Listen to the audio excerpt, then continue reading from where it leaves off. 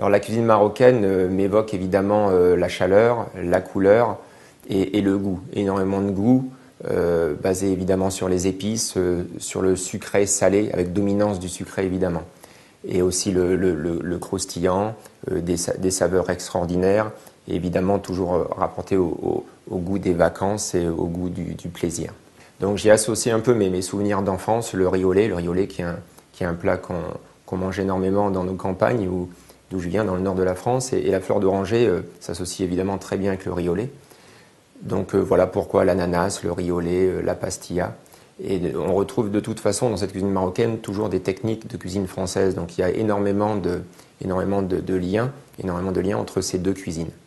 Le plat salé, donc qui est en fait une entrée servie chaud-froid. C'est un tartare de dorade, sel de Guérande, jus de citron yuzu, poivre moulin, huile d'argan, courgettes, céleri boule, céleri branche, carottes, coupées en fines brunoises, pain demi, petits croûtons, huile d'olive, encre de sèche, citron confit, olive noire, avec une émulsion de patates douces, bouillon de volaille, crème et beurre. On va commencer par couper en gros morceaux sa patate douce pour la cuire dans de l'eau avec du sel. Une fois la patate douce cuite, on va l'égoutter, on va la mettre directement dans notre mixeur avec la crème et le bouillon de volaille. On va ajouter le beurre noisette.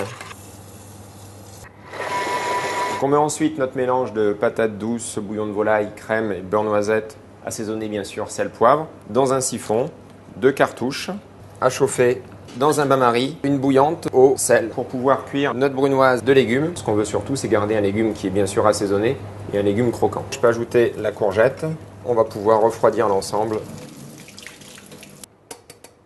On va tailler nos croûtons en petits dés. On va faire chauffer de l'huile d'olive dans laquelle on va ajouter un peu d'encre de sèche. On va ensuite délicatement les faire revenir. On va retirer les noyaux d'olive. On va tailler l'olive en petits bâtonnets. On va égoutter nos petits croûtons. On va mettre un peu de sel. Notre tartare de dorade, on va couper assez gros quand même pour laisser quand même de la mâche aussi dedans. Et on va rajouter la ciboulette, de nos légumes croquants, une pointe d'huile d'olive, le citron confit, la fleur de sel, le poivre, jus de citron yuzu et l'huile d'argan. On va mélanger ensemble et bien sûr on va goûter. Un emporte-pièce, le tartare. On peut rajouter un petit peu de légumes croquants. On va snacker d'un seul côté notre tartare pendant 2 à 3 minutes. On va démouler maintenant. On va venir recouvrir totalement notre émulsion. Le citron confit, olive noire et les petits croûtons. Mon dessert se compose donc d'un ananas en ravioles, poché dans un sirop avec des pistils de safran, accompagné d'une pastilla aromatisée miel, beurre et épices, un riz au lait traditionnel, riz, feuilles de laurier, sucre, crème et lait, fleur d'oranger, et une pâte de fruits secs, pruneaux, abricots secs, raisins, figues, et ensuite du caramel écrasé. On va découper quelques tranches d'ananas très fines.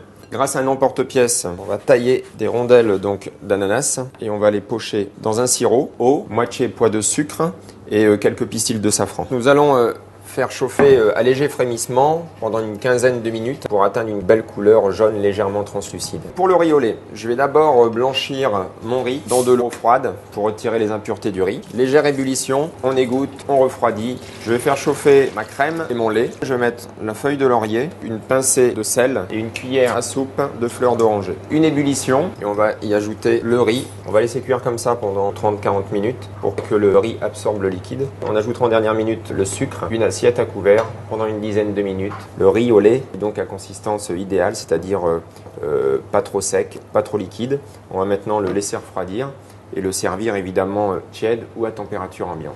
Miel fondu, beurre fondu, mélange d'épices qui va nous servir pour la cuisson des pastillas. Alors on va maintenant tailler notre pastilla. On fait des petites bandes. Ce qui est intéressant dans la pastilla, c'est ce côté croustillant. On va au pinceau mettre notre beurre, miel et épices. On va ensuite prendre des emporte-pièces et on va tourner autour de notre pastilla. On va mettre l'ensemble au four une dizaine de minutes à 170 degrés. On va préparer notre pâte de fruits. Couper assez finement tous ces fruits secs pour qu'il y ait toujours quand même de la mâche, l'abricot sec, le raisin, figue bien sûr, et pour finir le pruneau. On va rajouter un peu de fleur d'oranger et on va pouvoir aussi rajouter de sirop au safran dans lesquels on a cuit notre ananas. Cette pâte de fruits secs, on va la remettre dans notre pruneau.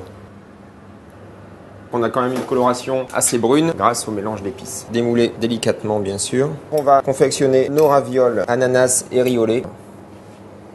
On va refermer nos ananas. Pour le dressage, notre pastilla, nos ravioles, les petites pâtes de fruits secs, notre caramel. On peut recouvrir légèrement d'un petit peu de sirop de safran.